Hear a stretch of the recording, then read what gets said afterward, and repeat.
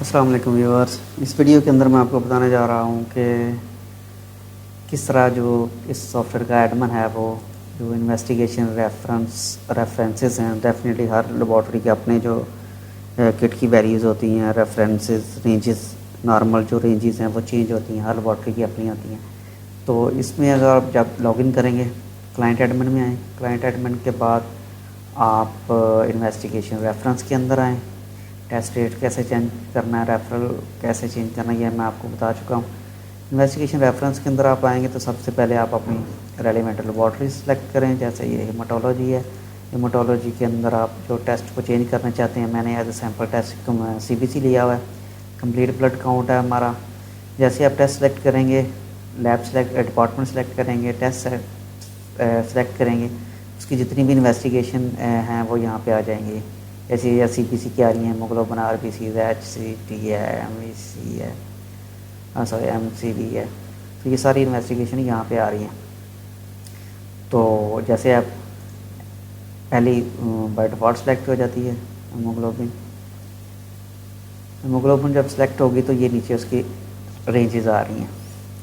Ranges में unit है, unit आप चेंज कर सकते हैं यहाँ पे। उस इन्वेस्टिगेशन का कौन सा आपने रखना है, ये सारी यूनिट्स की लिस्ट आ रही है, तो वह यूनिट चेंज कर दें। उसके बाद ये मेल के लिए मिनिमम है, मिनिमम कहाँ से लेकर कहाँ से हो सकती है मैक्सिमम।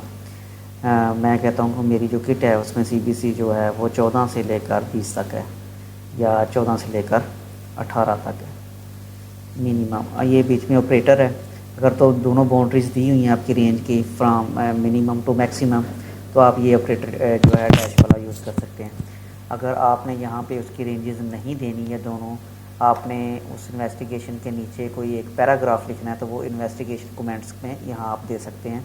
जो रिपोर्ट के ऊपर वो एज ए पैराग्राफ आ जाएगा।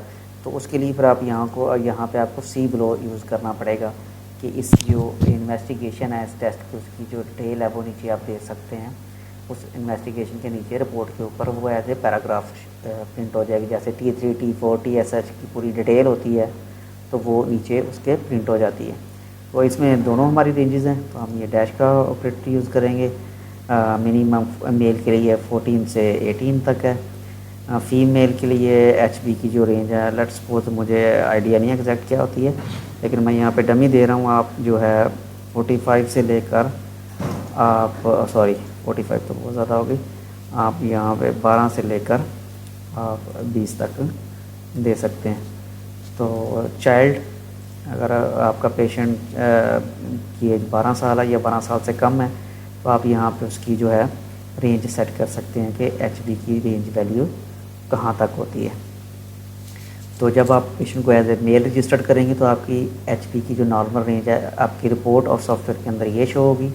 जब आप फीमेल को रजिस्टर्ड करेंगे एज ए, तो फिर उसकी नॉर्मल रेंज रिपोर्ट के ऊपर, और यहाँ पे आप टेस्ट परफॉर्म कर रहे हैं, वेरीफाई कर रहे हैं, वहाँ पे जो रेंज आती है नॉर्मल वो ये शो होगी। अगर आपकी एक पेशेंट की एज 12 साल या 12 साल से कम है, तो फिर मिनिमम 10 से लेकर 18 तक, या आप कोई भी रख सकते हैं अपनी किट के अकॉर्डिंग। तो आप ये वैल्यूज़ नॉर्मल रेंज रिपोर्ट और सॉफ्टवेयर में यूज़ हो जाएगी। आप इसको सेव कर दें तो ये पूरे सॉफ्टवेयर के अंदर वो नॉर्मल जो रेंज है वो उसकी चेंज हो गई। तो इसमें जो है मेल की हमने कहा 14 से 18 की है, तो हम देखते हैं कि ये चेंज हुई है कि नहीं। अपने रिसेप्शन में जाते हैं, प्रिंट रिपोर्ट्स में जाते हैं। यहाँ पे हमारा पहला जो विज़िट है उसमें इसके टेस्ट परफॉर्म हुए थे, जिसमें ये कंप्लीट ब्लड काउंट परफॉर्म हुआ था, इसकी हम रिपोर्ट प्रिंट करते हैं। तो ये 14 से 18 तक आ रही है मेल। ये रजिस्टर्ड 42 ईयर्स मेल है।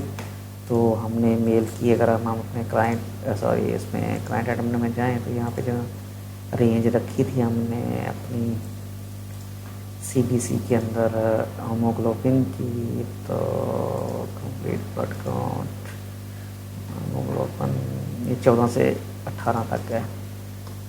तो यहाँ पे हमारी कितनी आ रही है, 14 से 18 तक, ठीक है। चूँकि मेल है, फीमेल और एज भी 42 ईयर्स है, तो ये हमने इसकी रेंज की हुई है 14 से 18 तक, और यहाँ पे वही 14 से 18 आ रही है। अब मैं कहता हूँ नहीं, ये 14 से 18 नहीं है भाई, ये जो है 11 से 20 तक है मेल की, सॉरी 20 तक। तो इसको मैं सेव कर देता हूँ।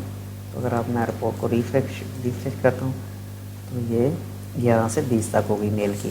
तो ये पूरे ये रिपोर्ट्स के अंदर भी ये चेंज हो जाएगा। यहाँ पे अगर आप यूनिट चेंज करना चाहते हैं, ये यूनिट आ रहा है, तो अगर मैं इसको NGML की बजाय कर देता हूँ जी U/L, सेव करता हूँ। अब हम अपनी रिपोर्ट के ऊपर इसका अफेक्ट करते हैं, इसको रिफ्रेश करते हैं। यहाँ पे यूनिट उसने चेंज कर दिया है, U/L कर दिया, लेकिन ये U/L नहीं होता। ये जो दिया हुआ है यही होता है NG/ML। तो हम इसको दोबारा NG/ML करते हैं। ये रेंजेस तो कभी भी चेंज हो सकती हैं, लेकिन यूनिट चेंज करना मुनासिब नहीं है सॉफ्टवेयर के अंदर। तो आप अपनी जो लेबॉर्ट्री है उसके अकॉर्डिंग उसकी जो रेंज है यहाँ से नॉर्मल वैल्यू की वो चेंज कर सकते हैं, यूनिट चेंज कर सकते हैं। ये यूनिट है, ये नॉर्मल रेंज है। बहुत शुक्रिया।